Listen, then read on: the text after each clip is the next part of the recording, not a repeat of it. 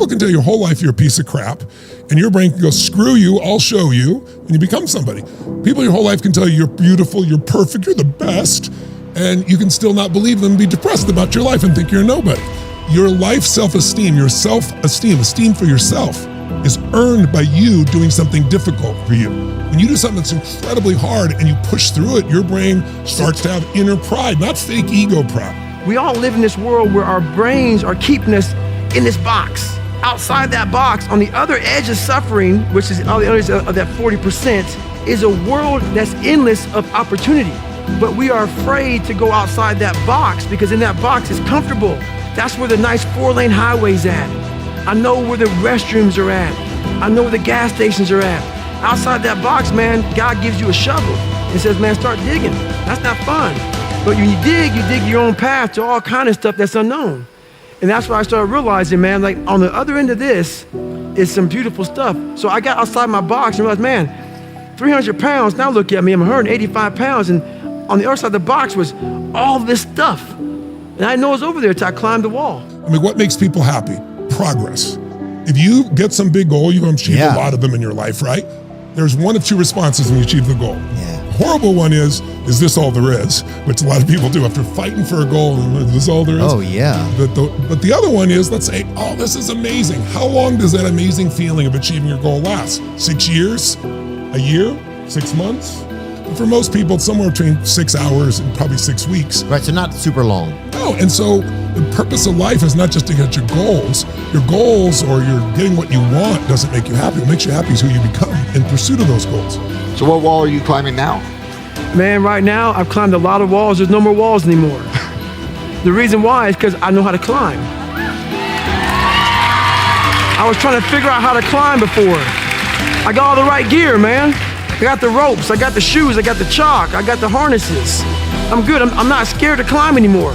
I go to the rock, hammered in, I got my belay, and I'm good to go. So you gotta figure out how to climb first, and that's all. We all have a different way of climbing. That's why there's a lot of books out there on mental toughness. It's all crap. Why? Because it's a cookie cutter way. Life isn't cookie cutter.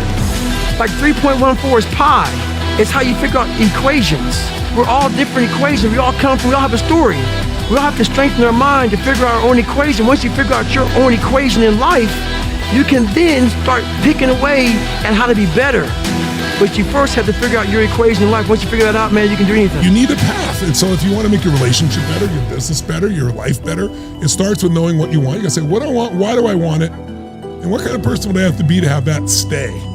And then you got a second step where you got to find and tell yourself the truth, which is there's a gap between where I am and where I want to be. And don't bullshit yourself. Don't go, I'm a little overweight, or I'm fat because I'm big boned. No, you're fat because you have poor habits, right? You have to see what's causing you to have that gap. And it's one of only a couple things. Either you got fear, so you're not taking action, or you might have, for example, some limiting beliefs like it never works, I've tried everything, the good ones are gone, so you don't even begin. Or you might have some emotion gets in the way, or a bad habit, or maybe you're just missing the skill. Like no one's ever taught you how to make money or grow a business or have a great relationship. So you're learning on the job, and it's painful to learn on the job. So I've always said, find somebody who's extraordinary at something, or many people. Figure out what they're doing and do that. It's called modeling. Instead of reinventing the wheel. Now you're gonna add yourself to it. Yeah. But modeling gives you the pathway to power. And then once you know what you want, why you want it, you're honest about the gap, you come up with a quick plan, not a perfect one, and you start taking action, and then you face your demons, you slay your dragons. What needs to change? Like, okay, I'm never gonna have a relationship if I'm numb all the time. So I gotta change this. It's hard, but I'm gonna do the hard thing. Right. And when you do the hard thing, you get momentum. And then what was hard becomes easy after a while. So the growth, the progress, even if you don't achieve it yet, but you start losing weight, or you start building muscle, or you start making your relationship better, or you start to build a business, the progress is what makes you feel alive, because we're all made to either grow or die. If your relationship's not growing, it's dying. If your business is not growing, it's dying. There's no in-between bullshit. That doesn't work. So, and when you grow, you have something to give. And what makes people fulfilled is growing and giving, sharing it with somebody, because there's only so much joy you can have by yourself. Drugs, alcohol, entertainment, sex with yourself, whatever. By yourself, there's a limit to what you can feel. That's why whenever something great happens, most of us want to tell someone, share with somebody we love. Because when you share it, it magnifies it.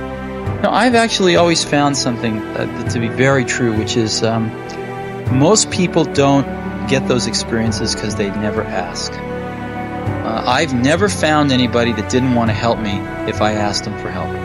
I always call them up. I called up, this will date me, but I called up Bill Hewlett when I was 12 years old, and he lived in Palo Alto. His number was still in the phone book. And he answered the phone himself. He said, yes? I said, hi, I'm Steve Jobs. I'm 12 years old.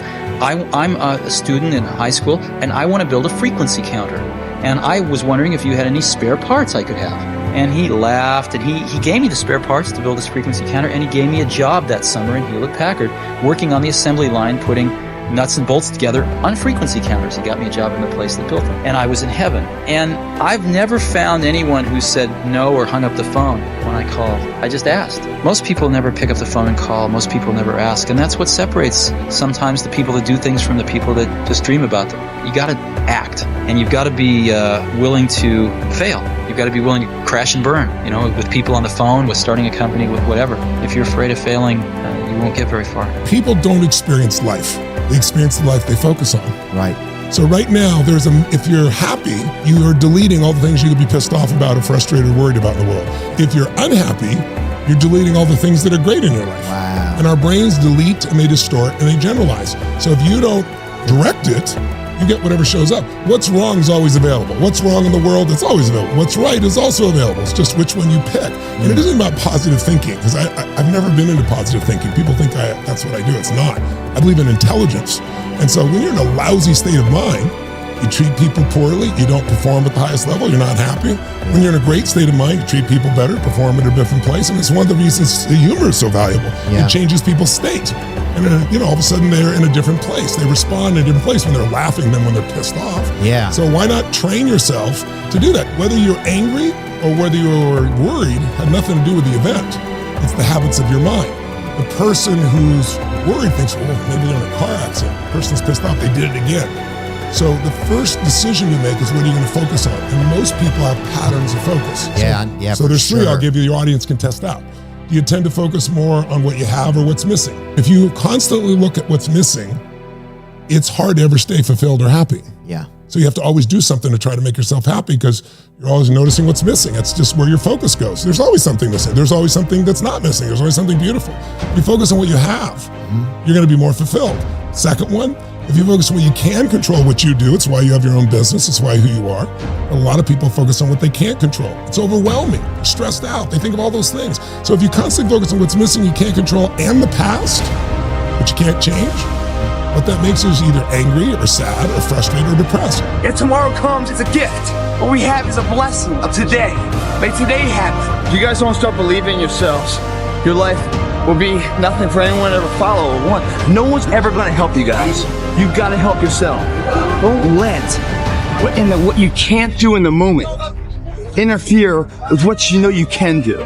When you're headstrong and you believe in yourself, that blossoms desire into action. Path less taken, the one that leads to character, legacy. Listen to the voice from within, the energy inside, knowing you can be more than this. Where there are no limitations, excuses, negative energy. There's just high voltage of positive energy. The effort inside, the undying will that wants to come out and be remembered. Stay on your path. Don't allow your path to be altered by someone else's failures and successes. It's all about you guys. Dreams, drive being the key word. Destiny. The drive is up to you. What the hell were you all waiting for to start attacking life? Waiting for the fucking stars to align? Back when I was growing up, the song came out. All I need is a miracle. Well, guess what? That miracle ain't coming. There is no perfect time to start. You gotta start now with changing your life. We're all being tested in life. And guess what? This is one test you can't cheat on. We all have our own test. Some of us are obese. Some of us are depressed. Some of us are insecure. In the military, we had this big old rucksack on the back. Had batteries, water, extra gear. Your extra gear is the shit you're dealing with in life. And the only way to overcome it is for you and you alone to face it. You have to do your best work when you're the least motivated. So those days you don't want to do it, guess what you gotta do? You gotta suck it the fuck up and do it. Stay hard.